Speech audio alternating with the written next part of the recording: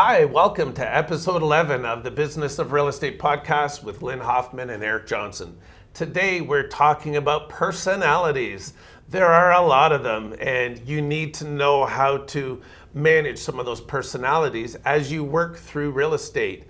And so today we're going to be talking everything from DISC, colors, the 4A's, marketing, working with people with different personalities. So stay tuned and join us here today on the Business of Real Estate podcast.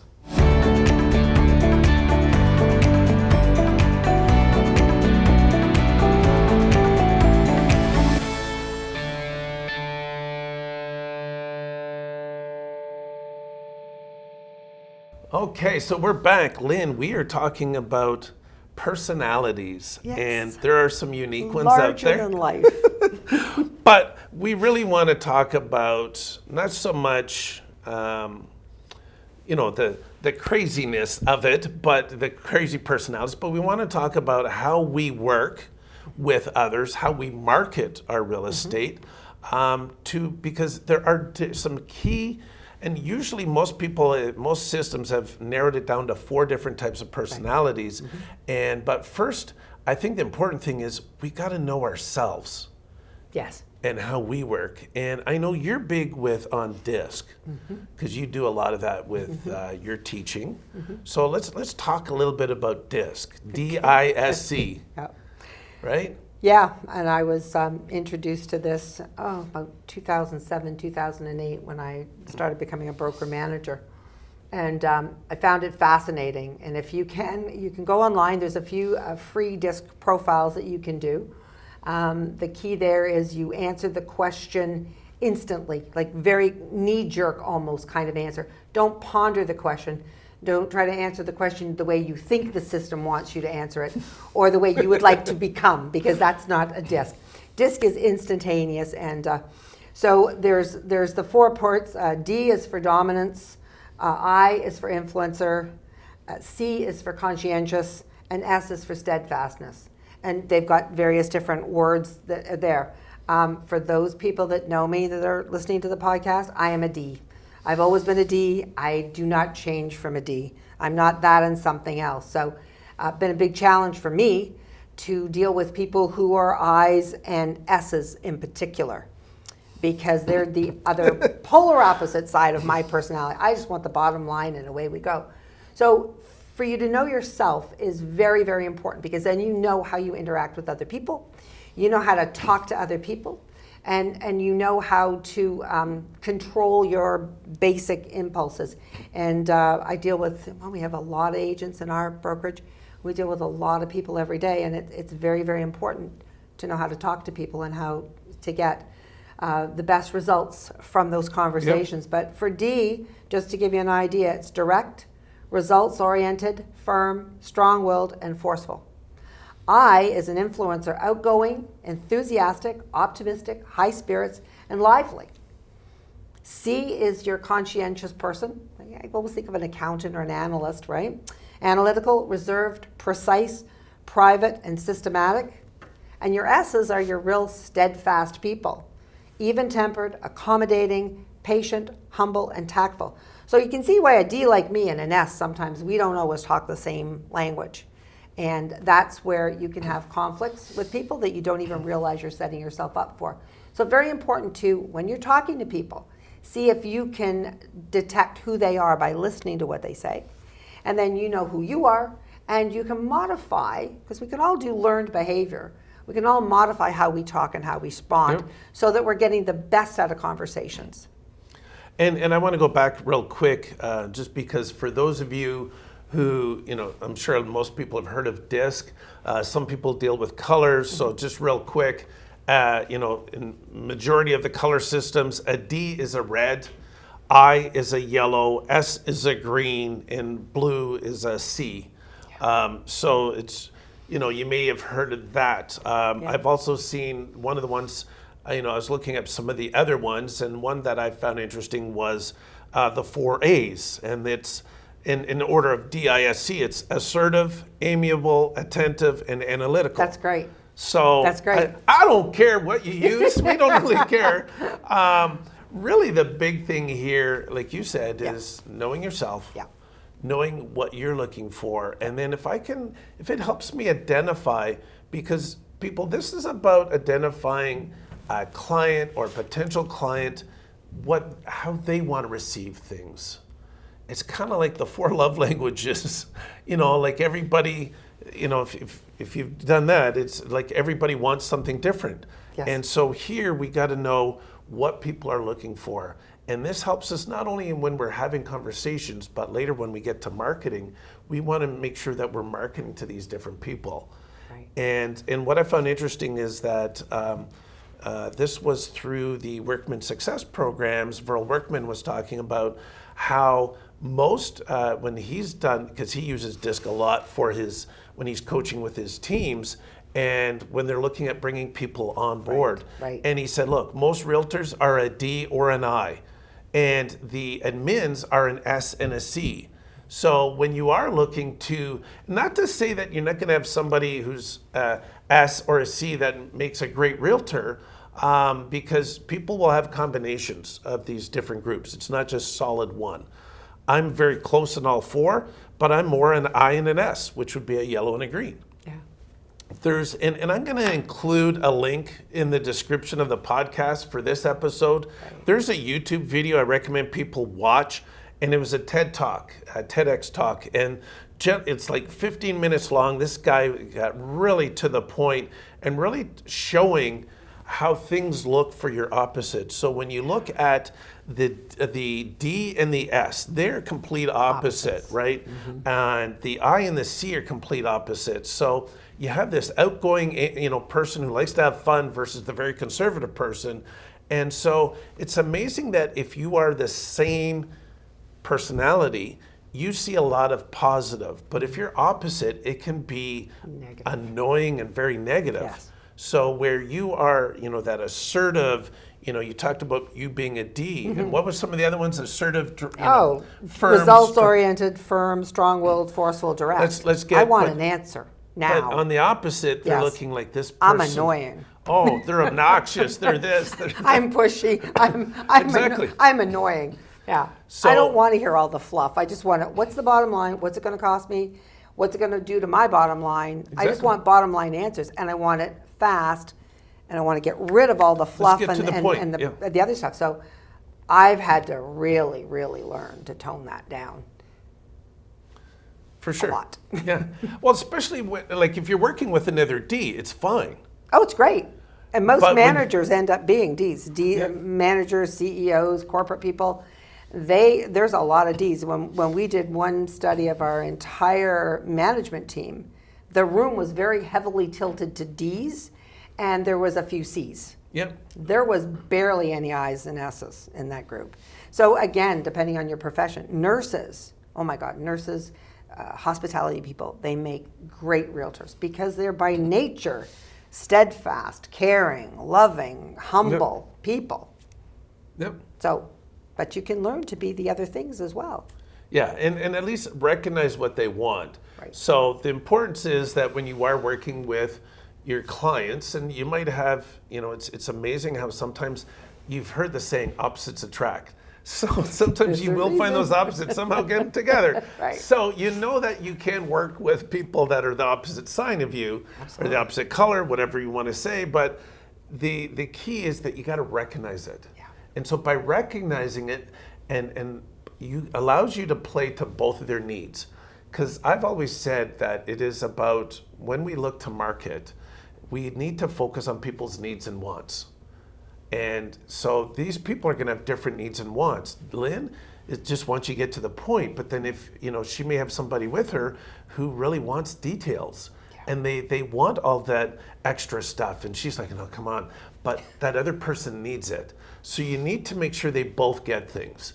So maybe it's like, hey, Lynn, blah, blah, blah, like get to that point, right. And now I can talk to that person. Lynn's go, okay, great. Now she's looking at something. I can talk to this other person and give them what they need. Yeah. So it's really important that you go through that. Where that stands out the most is when you're negotiating with people. That's where that stands out the most, yep. Because to your point, opposites attract.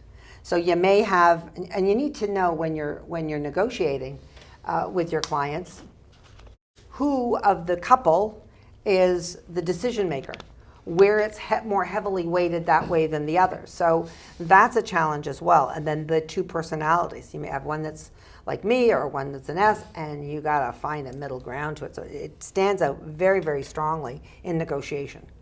Yes, and also in having them make decisions too. Yes. Because that red or the D Yep. is they make quick decisions. Yep. Like they get stuff versus the very opposite. You know, if we go to the very analytical, you know, they're extremely cautious. They want all the numbers, and sometimes what you worry about is analysis through Analysis paralysis. paralysis through analysis. Sorry.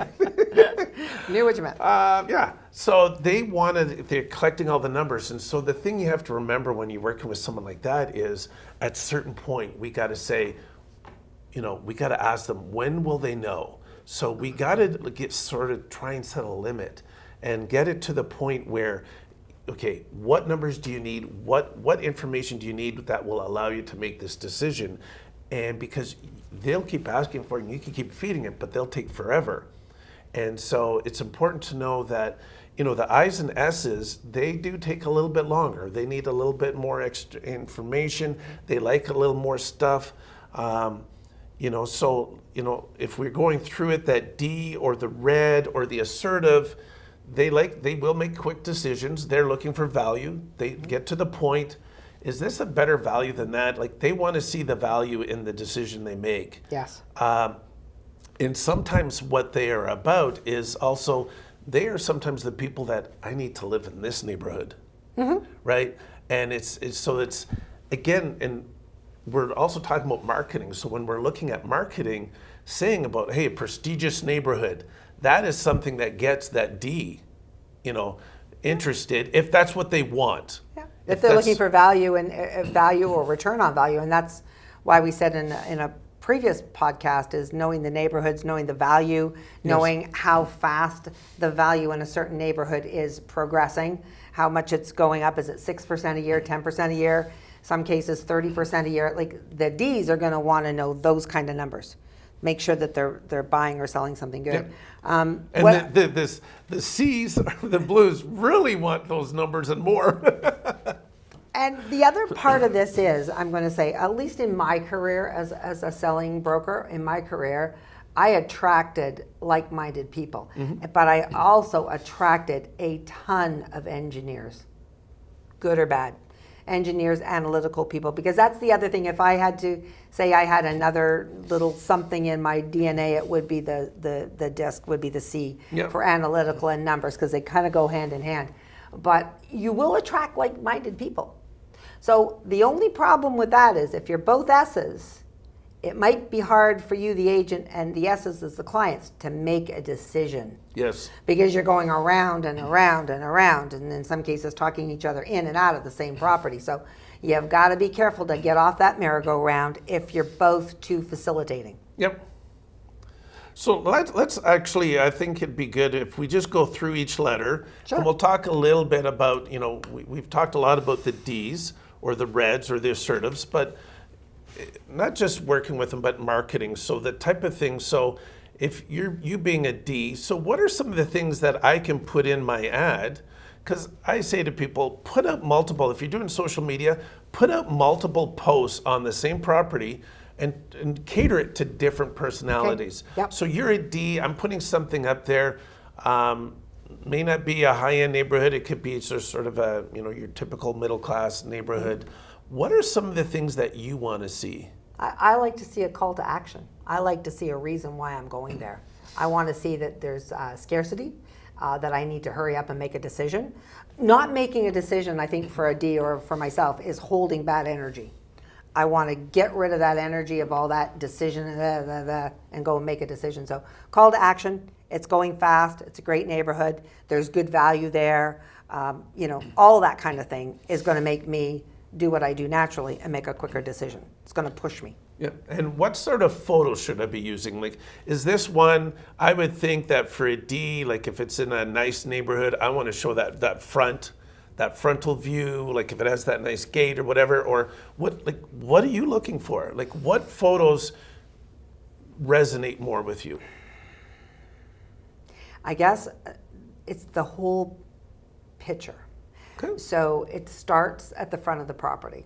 I'm not so interested in the minutia of all of the stuff inside. I'm looking for the highlights, what the best rooms and the best features of the property are. I don't really need to see all the other stuff. I know it's got bathrooms. I know it's got this. I know it's got that.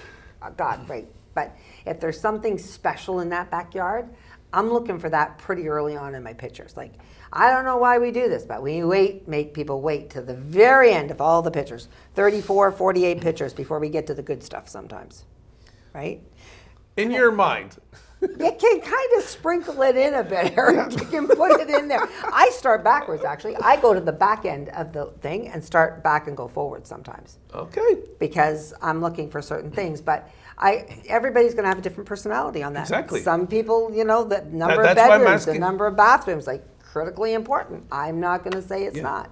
But that's But why I'm it's not asking where you I'm as looking. a D. You as Yeah. a D, what do you look for? Yeah. So I know I'm a yellow. I'm a I, or amiable, as they say, that sort of outgoing, like to have a lot of fun. Right. For me, you got to be somewhat exciting. Like when I have some fun while we're going through this process. For me, it's about, I want to know, how close is it? Like, is there some restaurants, nightlife? Like, is there something nearby for me? Makes sense. I want to know, for me, it's that entertaining aspect. So, these are the information that I would want as a yellow or an I, is that, again, that proximity to some events. Does the house, is it set up for entertaining? Does it have that great kitchen? Does it have an amazing backyard? I want to see that big island, if it has one. I want to see that outdoor kitchen and the backyard, whether or not it has a pool. I may not want a pool, but if it has a pool, focus on that. Like, those are the things that gets that person's attention, because we love to entertain, we love to have fun. And so maybe, having fun is, there's a trail out back for ATVs, whatever, like those things. So, that's where, like, for me, and this is where we start looking at really the difference between, I could put a post together for your type of stuff, I could put a post together for my type of stuff. Right. And, that's what gets me excited. Yeah. Because you got to get my attention quickly. Yeah. And so when you put out different material or different marketing material for these different people, it's amazing how many more people you can attract, right? Because that's the idea here, is we want to get as many eyes as possible. Green, which is an S, they are attentive. You had some things They're there. they're like a Taurus. They like to be home. They're very earthy. They're very grounded. They're very solid, steadfast, dependable, reliable people. And they also like to take care of others. Yes, they do. That's why I say nurses. Yeah. Nurses are a really good example of that, and hospitality people. They're service people. They like to serve and take care of everybody. So they're going to want more. I think more of a homey feel, something that they can feel they're going to live there the rest of their life, and it's going to be a great place to raise their family. Some people call them circles as well because of their kind of personality. But again, to your point, you make an excellent point that when you're preparing your marketing materials, there's nothing wrong with sort of preparing 3 or 4 different posts and 3 or 4 different clips for Instagram and YouTube and so forth that show the same thing. Eric likes to entertain. I'm not an entertainer. I'm by myself reading a book somewhere. So we're very different. So we have we're looking at things differently, and God bless, that's what makes the world go round. So I think it's not a bad idea to do 3 or 4 different kind of ways to come at a particular property. So you cover these different people. For sure. And not to say that you can't put everything into one. So for example, if I'm doing a mail out, I might have, I'm going to have points for each type of person. But if it's social media and you're just growing through, I can have multiple there. Yeah. I think the one thing you want to look at is when you look at an S or a green or attentive, depending on what system you're using, you know what works really well, I found, is testimonials. Yeah. Because they care what others think. Yes. Because they do care about others. And when they care about what others think, now when you share a lot of testimonials that talk about how you helped and how you nurtured and how you walked them, hand by hand, walked them through the process, they love that stuff. And so, and now, again, I's and S's, yellows and greens, they can take a little bit longer to make those decisions. But there are some things, again, when you start focusing on their needs and wants and you put more stuff towards that, it allows them to make a decision. But you also have to be wary that at some point you have to say, what is it going to take for you to make a decision? What's going to make you comfortable? And so when you start asking these questions, they start telling you things. And you could ask that right at the beginning when you start the process, when you sit down doing that buyer consultation, or the listing, and like, what are you looking for? And I'm asking, and when I ask what it's going to take for them to make that decision, I listen. As Lynn said, we've mentioned this before, listen, actively listening. You're going to get some clues that let you know what personality type they are. Yes. And that to me is, so these greens, I look at, so what kind of pictures would a green like? Right? They do that caring. I think for some of them, I would think like a garden, it's a beautiful garden, they like those things. They like things that are comfortable. Yes. Right? So that Home. Home. Yeah, the warm fuzzy feeling, the fireplaces. Yeah, where they can see themselves raising their family. Yeah. I think so. And those are the family rooms, the dens, the fireplaces, those type family of things, meals, right? things like that. And But you're right. Just to pick up on a couple of things you said there, that's what testimonials are. You're listening to somebody else's rendition of their experience with you, and people can see themselves in that testimonial. So that's a validation that, oh yeah, I'm working with the right person. I can see myself. I would make the same decision as that person did. But the goal is to make a decision. yes, And this is where we can get in the weeds with a couple of types of people. When they go in and they go, oh, yeah, I like it. Yeah, I like it. If they like 60 homes, you got a problem, Houston, because I would rather them go in and go, I hate it. That I can deal with, right? But if you get too many I like, and nobody's making a decision, and the agent themselves can't draw this decision out of them, which is quite often the case, then nobody's buying anything. So your goal is to educate them, show them everything that's available, make sure you're working on what their needs are, and then help them come to a very informed decision. We use that word all the time, informed decision, but it's true. and I think we're going to get to blue here in just a second, but it is important. To your point, is that we've got to narrow that list down. So we have to make them take things off the list. Yeah, that's and I another think point. if you limit them and say, look, we've got a limit, and so I kind of have that rule that if I buy something, for, clothing or something for the house, because I live in a smaller condo, and it's like something. If I buy one thing, something has to go. I do the So same if we're thing. going to throw a house on the list, So because you don't want 60 on the list. No, but when you're shopping for a house, it's a process of elimination. Yes. That's what it is. And I used to have a little graph and a clipboard and go around and I'd name the house something. The pink house, the blue house, the whatever color house it was, something identifiable about the house. And then, afterwards you talk to your client and say, yeah, I like those features, I like that feature. And actually graph it off and mark it off so that they come back to it and remember what they liked or didn't like about the house. But the thing is, there has to be some way of tracking that, again, and some way of identifying those things and bringing them to the conclusion. But it's a process of elimination is what you're starting with. Yeah, and I remember seeing a system. There was a couple out of the U.S. that had this system, this paperless system, and one of the things they did is as they walked through the house, someone said, "Oh, I really like this." They took pictures and made notes. Right. And for a lot of the agents out there, because I know there are a number, as much as we may say, set up a buyer consultation before go showing a home, show multiple homes, but some of them will just go out and start showing homes. Oh, wing it? Right? Hard to believe.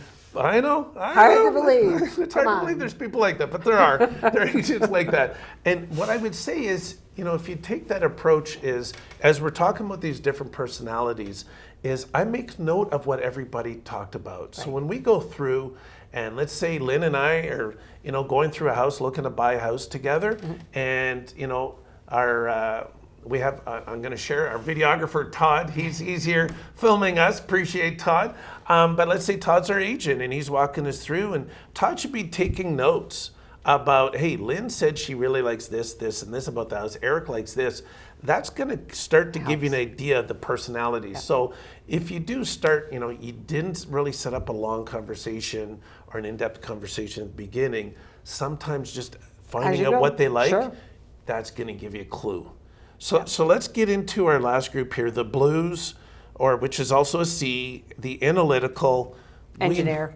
The engineers, the accountants. Know your paperwork. These people love know numbers. Every single clause on your APS, please. They love numbers and facts, and they want to gather that. Yeah. And these are the ones I said that paralysis through analysis is. They love this stuff, though. They will keep going and not make a decision as long as you keep feeding them facts. Now, we need to make sure what facts they want, but they are truly numbers. So they want to know tax information. They want to know, utility. What are they spending on utilities? Yeah. Like, they have spreadsheets. Yeah. So there are going to be people, you may not be, most of you are probably not going to be a blue or a C. Okay, but you need to be you need to be prepared to deal with them, and that's just making sure that you have these facts, you have some of these figures, and you know what? It's okay. They may start asking for stuff you never thought of. To say, that's a great point. I will get that for you. So here's a great way to deal with C's. So if you're you're taking them out, you've already figured out because of the questions that this person's analytical and likes to know all the details. So one of the things you can do is pre-going out, send them all the blank forms. Let them have a lot of time to read them over. I like using the red letter forms that we have. Let them read them. And what is a red letter form, just in case there's people that aren't aware? The Ontario Real Estate Board have all their forms on file, and you can, you get them through your web forms, but they have red letter forms, which are their cheat sheet forms. And what it does is it puts under each item in layman terms what it means. Yep. And so I think the red letter forms are just great to send to a client like that, because you don't want to be spending all that time at the actual signing. And most of the time we're signing by DocuSign now anyway. So people don't feel they get a chance to really, really understand. And if they're a contractual person, they want to know what they signed. Yep. So send the forms ahead of time. Have it as part of your shtick when you are working with them. Send them, let them read them over. Then they can ask questions ongoing instead of all the questions the night of, and getting held up getting the DocuSign done in time. And also, especially for a listing appointment, if you sort of realize that they are this C or blue or analytical, that they want to see that ahead of time. And if you can give them that stuff, then they are very more prepared. So in our marketing package, we do real marketing. I use a screen, with all my buttons on it and different things that I want to talk about to people. So I would include for these kind of people one that was forms and have all the forms in there. Instead of the lifestyle pictures and all that fluffy stuff and the decorating tips and all that other stuff, put the forms in there for these folks and let them really understand what they're doing. I think it's just a good business practice anyway, even if they're C's, D's, or whatever. I don't think it matters, but particularly for the C's. And a lot of these people, when you're starting higher net worth people, they're used to dealing with contracts. And they want to read and understand what it is they're signing. Yep. So you should know. Yeah, and so when we talk about marketing to one of these C's or a blue, again, it's not so much, they don't care about, the gardens and, some of that stuff, unless they have that. Again, not everybody is a full-on, say, a C. They have other personalities that they will, they could be attracted to some of these other pictures. But for them, it is that information. Yes. And so why am I buying this? Yes. So is it a good deal? Not just having a visual, but having some facts. And so that's where, like on a social media post, you have those static pictures, but then you have some facts that are in the body, in the text.